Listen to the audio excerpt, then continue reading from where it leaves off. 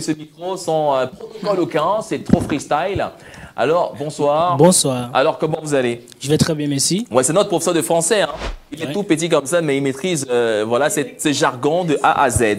Alors, aujourd'hui, on va parler justement de la différence entre les onomatopées et les interjections. Justement. Et de là, on va parler du silence. Vous avez vu quand il a parlé tout à l'heure, à un moment donné, il a été silencieux. Ouais. Ça ne veut pas dire qu'il est peut-être descendu de son piédestal, mais parfois, il y a des questions qui, parfois, on ne sait pas comment on va exprimer ce que l'on va dire. Voilà. Vous savez, le silence, c'est ce qu'on appelle en rhétorique la posiopèse. C'est faire le choix du silence, soit pour dire, préparer ce que l'on vient de dire, ou alors pour amener ce que l'on veut dire. Ouais. Bon, maintenant, c'est ce qu'on appelle en littérature la ponctuation.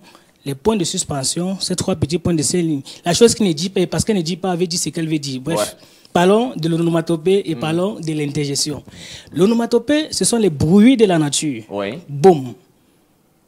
Cric. Donc, les bruits que l'on entend et que l'on retranscrit. Ces bruits sonores, voilà. Voilà. Or, maintenant, l'interjection, ce sont les mots phrases. C'est ça qu'on appelle ça en espagnol, las palabras frases. Les mots phrases, c'est-à-dire, on donne un mot, mais on traduit beaucoup d'émotions. Si je reste là, quand il parle, comme j'étais derrière avec mes confrères et autres, il a parlé, il a dit le mariage. Non, on a dit seulement. Ça, c'est une interjection. Maintenant, qu'est-ce que ça veut dire? Ça veut donc dire qu'on est étonné. Ouais. Mais maintenant, s'il parle maintenant, il conduit, on ne sait pas, peut-être il va expliquer la chose, il va entrer en profondeur. On va dire, là, c'est toujours l'interjection, mais ça ne veut plus dire ce que ça veut dire. Ouais. Là, on n'est plus étonné, mais on est en train d'approuver ce qu'il dit. Tout à fait. Maintenant, on dit, là, c'est on n'est carrément pas d'accord. Voilà, donc, l'interjection, ce sont des émotions que l'on retranscrit par le mot, et le mot a toute une fois. Au lieu de dire, je suis d'accord avec ce que tu dis, il dit, Ouais, tout à fait. Voilà, au lieu de dire, non, je ne suis pas d'accord avec ce que tu dis, il dit, il secoue juste la tête. Ou alors, on prend l'exemple d'un bandit, quand on a arrêté en flagrant délit, on est en train de le menacer, de parler de ses complices. On dit, tu vas parler. Il fait, comprends, le premier fois on lance, il dit, on lance encore. Il sait, et maintenant, quand il commence à dire Anao, on dit ça, il veut parler.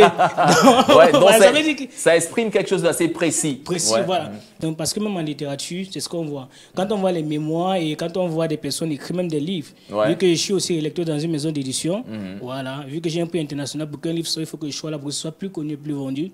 J'aimerais bien qu'on à 26 ans seulement, hein, c'est notre teacher à nous. Ouais. Voilà, on j'aimerais bien qu'on fasse la différence entre les deux. C'était juste ça, je ne vais pas aller un peu plus loin. Mais je pense que c'est assez important, ça nous permettra désormais de savoir faire la différence entre les interjections et les onomatopées. Les onomatopées étant les bruits de la nature, boum. Les interjections étant des émotions retranscrites en mots qui peuvent traduire des phrases. Merci encore à toi, Miss.